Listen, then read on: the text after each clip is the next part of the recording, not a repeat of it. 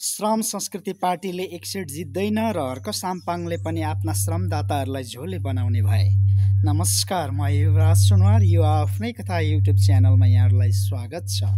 आज म यहाँहरूको अगाडि हर्क साम्पाङले श्रम संस्कृति नामक पार्टी निर्वाचन आयोगमा दर्ताका लागि निवेदन दिए पश्चात सोसियल मिडियामा आएका विभिन्न प्रतिक्रियाहरूको बारेमा आफ्नो विचारहरूलाई सेयर गर्नको निमित्त यहाँहरूको अगाडि उपस्थित भएको छु। हर्क साम्पाङले आफ्नो पार्टी दर्ताका लागि दिए पछाडि उनले तीनटा नयाँ कुराहरू चाहिँ भनेका छन्। एक, पार्टीको नाम चाहिँ श्रम संस्कृति पार्टी उनको आफ्नो भिजन विचार अनुसार चाहिँ सुहाउँदो देखिएको छ। नेपालीपन झल्किने पार्टीको नाम छ। र दोस्रो कुरो, झन्डा नरहने कुरा, उनले चाहिँ आफ्नो पार्टीको झन्डा नराखेर राष्ट्रिय झन्डालाई नै प्राथमिकता दिएका छन्। यसले राष्ट्रियता, राष्ट्रभक्त अझ उजागर गरेको छ। र तेस्रो कुरा, पार्टीमा कार्यकर्ताहरूलाई चाहिँ कार्यकर्ता नभनेर श्रमदाता भनिने र कुनै पनि अधीनस्थ कमिटीहरू, समितिहरू, व्यक्तिहरूमा चाहिँ व्हिप जारी नहुने भनेर यो तीनवटा नयाँ कुराहरू ल्याएका छन्।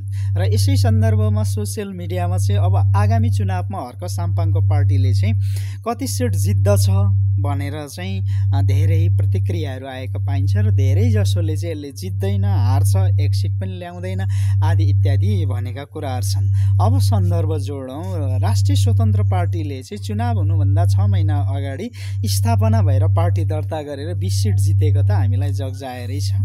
र राष्ट्रिय स्वतन्त्र पार्टीको त त्योभन्दा अगाडि कुनै ब्याकग्राउन्डहरू त थिएन, पृष्ठभूमि, तर हर्क साम्पाङको त धेरै अगाडिदेखि पृष्ठभूमिहरू चाहिँ ब्याकग्राउन्ड कन्स्ट्रक्ट भएको कुरा हो। यसर्थ भने जस्तो नहोला। र अर्को कुरा रह्यो, यसै प्रकारको चुनावी प्रणालीमा चाहिँ अर्थात् के गरे जनताहरूले चाहिँ मासु भात पैसा पहुँचमा पार्टीको कार्यकर्ताहरूले चाहिँ भोलि गएर आफ्नो पार्टी नेतृत्वमा पुगेपछि यस्तो गर्छ उस्तो गर्छ, जागिर देला मौका, कमिसन, ठेक्का, अवसरहरू, जागिर के मिलाइदेला भनेर आशावादी कार्यकर्ताहरूले चाहिँ भोटिङ गरेका हुन्छन्। र त्यस प्रकारको आशा आश्वासनमा नै अबको भोटर्सहरू बिग्ने हो र त्यसरी जाने हो भनेदेखि चाहिँ के गरे, हर्क साम्पाङको पार्टीले एक सिट पनि नजित्न सक्ला। किनभने हर्क साम्पाङको पार्टीले त जागिर दिन सक्दैन, मासु भात बाँड्न सक्दैन, कुनै पनि के गरे ठेक्का पट्टाहरू के अरे लाभका कुराहरू त दिन सक्दैन नि त।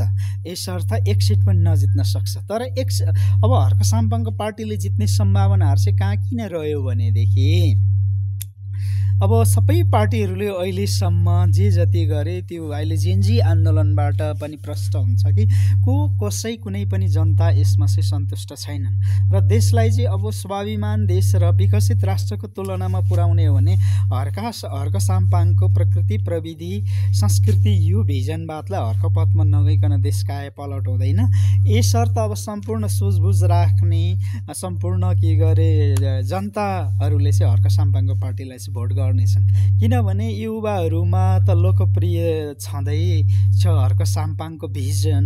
अब त्यस पछाडि रह्यो वृद्ध, अब जेनजी पुस्ताका भोटर्सहरू पनि बढ्दैछन्। जेनजी पुस्ताको त उनी आइडल नै भयो नि त। यसर्थ हिजो अब बालेन शाहले एउटा network routine of the Nepal अर्थात् के गरे मिडियालाई म्यानिपुलेसन गरेर सोसियल मिडियामा नेटवर्क बनाएर आफ्नो समर्थनहरू जम्मा गरेका थिए। हुनसक्छ यसमा के गरे टेक्निकल कुराहरूमा हर्क साम्पाङ केही पछि होलान्, तर हर्क साम्पाङ यो नै काफी छ कि मेची महाकाली हर्क साम्पाङ र हर्क साम्पाङको पथ भन्ने बित्तिकै कुनै प्रचार के गरे कुनै पनि त्यस्तो मिडिया नेटवर्किङहरू, मिडिया म्यानिपुलेसन, सोसियल मिडिया नेटवर्कहरू बनाइरहन आवश्यक छैन।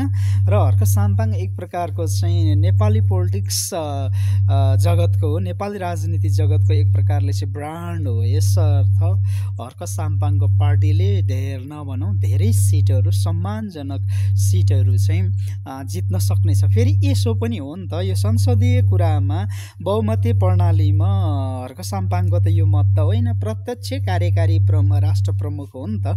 र यही चुनाव, यही पद्धतिमा केही कम सिटहरू आउला।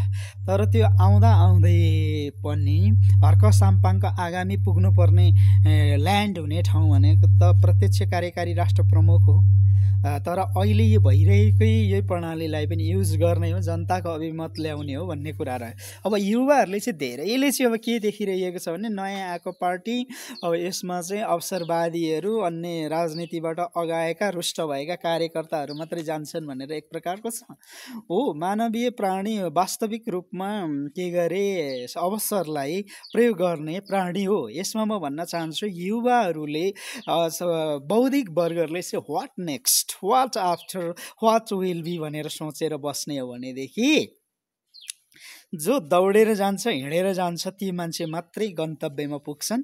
पर्खेर हेरेर बसिरहने मान्छेहरूले त्यो रस्तालाई, बाटोलाई, त्यो गन्तव्यलाई ओरबाट देख्ने मात्रै हुन्, हेर्ने मात्रै हुन्। सगरमाथाको चुचुरोमा त्यो व्यक्ति पुग्दछ जसले सगरमाथाको उचाइ नाप्नको निमित्त प्रयास गर्दछ, सगरमाथाको शिखर चुम्नको लागि प्रयास गर्दछ। यसर्थ हर्कको भिजनबाट देशलाई हुने कायापलट, देशलाई हुने फाइदाहरूको बारेमा जसले बुझ्दछ र त्यो बुझ्ने युवा बौद्धिक वर्गहरू चाहिँ यो रेसमा कुदि नै सकेका छन् र कुद्नु पर्दछ। र what next, what after, what will be भनेर बस्नेहरूलाई चाहिँ हामीले एक प्रकारको टाइप्स अफ अपर्च्युनिटिज भनेर चाहिँ हामीले भन्नुपर्दछ। आजलाई मैले आफ्नो विषयवस्तु अन्त गरेँ। हस्, नमस्कार।